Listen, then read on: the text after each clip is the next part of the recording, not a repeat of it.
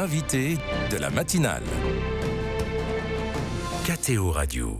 En novembre dernier, la Conférence des évêques de France publie un modèle de charte pour l'accompagnement spirituel sur les recommandations émises par la Commission indépendante sur les abus sexuels dans l'Église, la CIAZ, charte que chaque évêque s'est engagé à reprendre et publier cette année pour son diocèse. Dans un contexte de sensibilisation accrue au risque d'abus ou d'emprise, à quels besoins cette charte répond-elle? Notre invitée est sœur auxiliatrice chargée d'accompagnement et de formation des accompagnateurs spirituels au MANRES, le centre spirituel jésuite d'Île-de-France, également professeur émérite aux facultés Loyola Paris. Sœur Sylvie Robert, bonjour. Bonjour. Merci d'être avec nous en studio à KTO Radio. Alors, avant d'évoquer cette charte, un mot, et sur la formation également des accompagnateurs, un mot pour définir l'accompagnement spirituel, à quoi ça sert ? Alors, très brièvement, l'accompagnement spirituel, c'est la possibilité offerte à quelqu'un qui veut vivre toute sa vie en relation avec le Christ, la possibilité de pouvoir parler avec quelqu'un, parler de ce qu'il vit et avoir un retour, être aidé à suivre le chemin que le Seigneur trace avec lui. Et à qui c'est destiné? C'est forcément pour une personne laïque qui a besoin de discernement dans sa foi?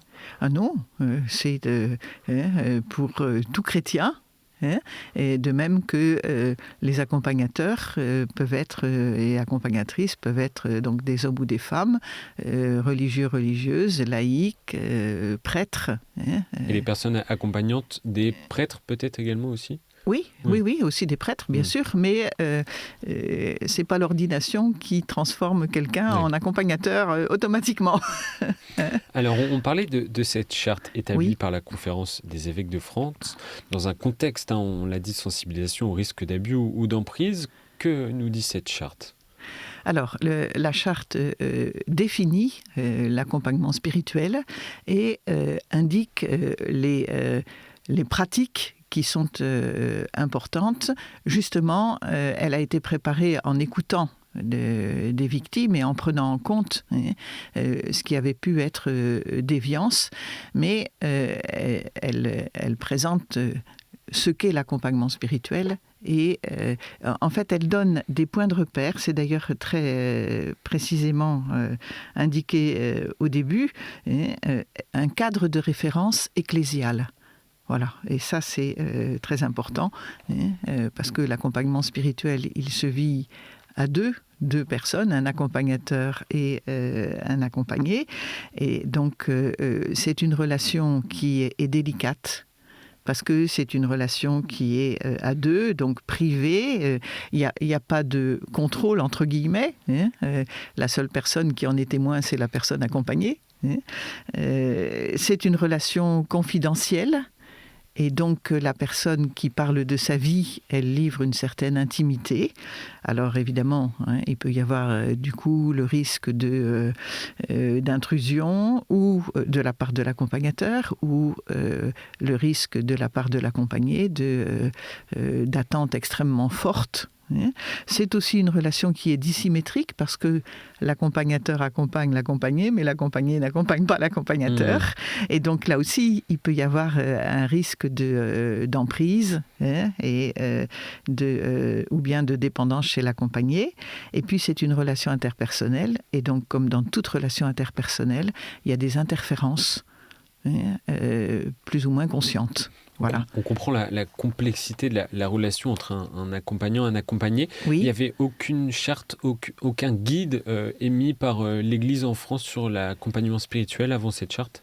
Non, il y a des textes spirituels depuis la tradition des Pères du désert, donc il y a très longtemps.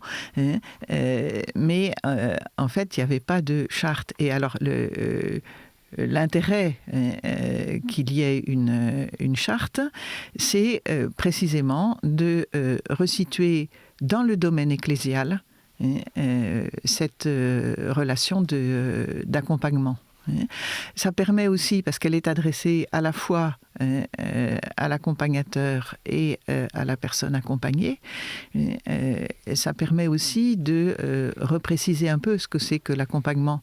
Parce que vous avez aujourd'hui beaucoup de personnes qui demandent un accompagnement spirituel, qui croient demander un accompagnement spirituel, mais en réalité, elles attendent une écoute, elles veulent briser une certaine solitude, et on n'est pas directement dans le cadre de l'accompagnement spirituel.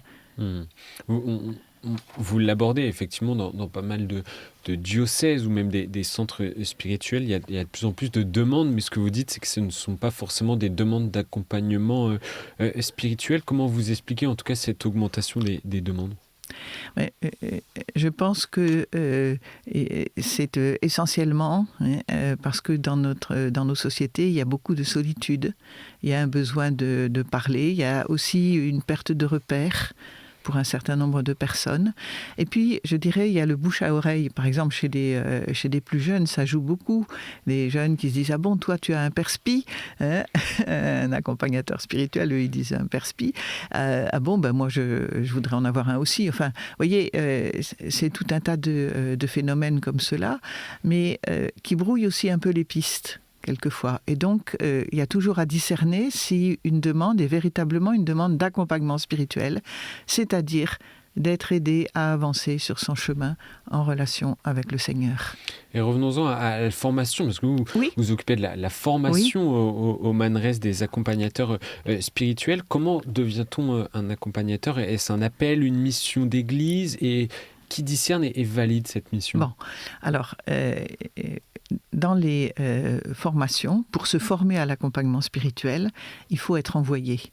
C'est pas quelqu'un qui dit « moi ça m'intéresse, ça me plaît », parce que justement, là, il y aurait le risque justement d'accentuer le côté privé et puis satisfaction de l'accompagnateur. Donc, pour une formation, il faut être envoyé par une instance diocésaine, religieuse, un service quelconque. Voilà. Bon.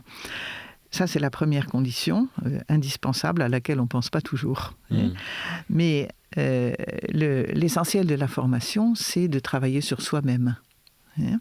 La plupart du temps, les personnes qui viennent pour une formation à l'accompagnement visent tout de suite comment est-ce que on fait avec tel ou tel type de personne. Bon, mais on commence par travailler sur soi-même, travailler sur les attitudes, sur sa propre expérience spirituelle. Et moi, je constate que dans les formations à l'accompagnement, les personnes qui s'y livrent vraiment avancent dans leur propre vie spirituelle. Et ça, c'est des bons critères.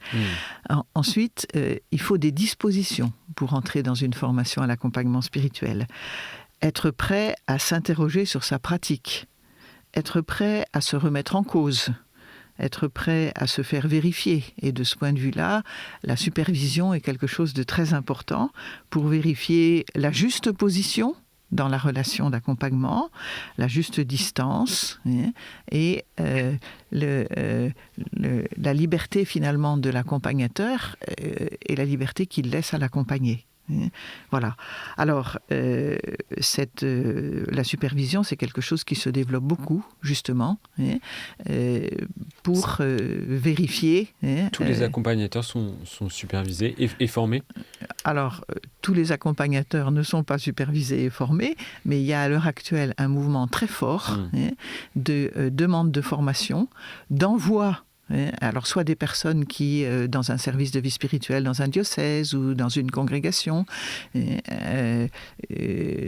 demandent à être formées, disent « mais moi j'accueille des personnes dans une aumônerie d'hôpital par exemple, ou de prison », demandent à être formées, et puis les diocèses insistent maintenant sur l'envoi en formation.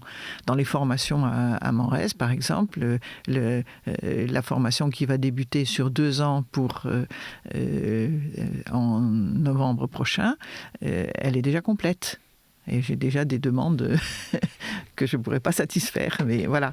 Formulé par les diocèses, il y a un besoin de formation qui est nécessaire aujourd'hui selon vous ? Ah oui, oui, tout à fait. À cause du caractère délicat de la relation d'accompagnement. Et puis parce que autant il y a des accompagnés des personnes qui demandent un accompagnement et qui n'ont pas forcément perçu exactement ce que c'était que l'accompagnement, autant il y a des personnes qui accueillent d'autres, qui écoutent d'autres et qui ont besoin d'apprendre d'abord cette attitude contemplative de l'accompagnateur. Il n'est pas là d'abord pour parler, il est là pour écouter et pour entendre le chemin que le Seigneur est en train de tracer avec la personne. Pour apprendre aussi à écouter spirituellement. Et il ne suffit pas de parler du bon Dieu ou de parler de l'Évangile ou de parler de la prière pour qu'on parle spirituellement. Et donc, l'écoute spirituelle, c'est la tâche de l'accompagnateur ou de l'accompagnatrice. Écouter à travers ce que dit la personne, là où le Seigneur est en train de l'orienter vers un peu plus de foi, d'espérance, de charité. C'est vraiment ça l'objectif. Alors du coup, il y a à apprendre à écouter, pour les accompagnateurs, apprendre à écouter les résonances des événements. Pas seulement le récit des événements, mais les résonances des événements du point de vue justement de la recherche de Dieu et du désir de vivre sa relation à Dieu en profondeur. C'est une attitude et un positionnement vraiment très précis qui nécessite, on comprend, une formation. Vous, en tant que formatrice, sœur Sylvie Robert, qu'est-ce qui vous paraît primordial dans la formation des accompagnateurs, le point clé, l'élément essentiel sur lequel il faut insister? Une chose qui est très importante, c'est la liberté. Dans la foi chrétienne, le Christ nous a rendus libres. La lettre aux Galates dit ça de façon très forte. Et il s'agit bien que l'accompagnement n'abîme pas cette liberté. Et effectivement, dans les abus, il y a un mépris ou une violation de la liberté. Alors, la liberté laissée à l'accompagné, elle joue dans la manière dont on va parler, dont on va poser une question ou pas. Moi, je pose très peu de questions. Je crois plus important d'aider la personne à se poser, elle, les bonnes questions. Et puis, aussi la manière de s'adapter au chemin que fait chacun. L'accompagnateur ou l'accompagnatrice peut proposer quelque chose, et puis c'est pas ça que la personne va faire. Très bien. Il s'agit aussi que la personne qui accompagne puisse percevoir les obstacles dont la personne accompagnée n'est pas forcément toujours consciente, mais pour l'aider à franchir ces obstacles et à devenir plus libre dans sa relation au Seigneur et du coup dans sa relation à autrui. La liberté, en tout cas, au cœur de cet accompagnement spirituel, que ce soit au niveau des accompagnants et des accompagnateurs. Merci, sœur Sylvie Robert, de nous avoir éclairé sur l'accompagnement spirituel, que tous les évêques doivent reprendre cette charte cette année émise par la Conférence des évêques de France pour l'adapter à leur diocèse, et donc ce besoin de formation que vous constatez également au centre spirituel jésuite d'Île-de-France. Merci d'être venu en studio ce matin. Merci beaucoup.